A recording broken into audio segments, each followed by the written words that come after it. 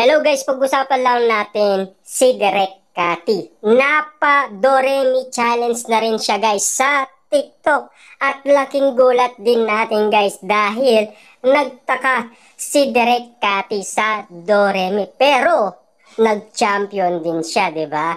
Grabe nga naman kasi guys dahil sulit nga naman guys ang challenge siya TikTok, 'di ba? At kitang-kita naman natin guys, lahat naman ng artista ay talagang ginagawa ang Doremi.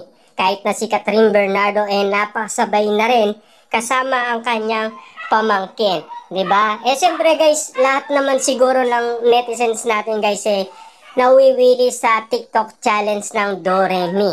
'Di ba? Kaya naman guys si Direk Cathy napasabay na rin, 'di ba?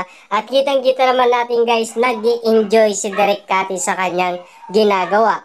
At alam naman natin guys, mas mag-enjoy si Direk Cathy dahil yung in-upload ng ABS-CBN at GMA Network talagang patok sa mga netizens. Grabe nga naman guys, no? Dahil maraming nag-aabang. Kita nyo naman guys, ticket pa lang, ubos na kaagad.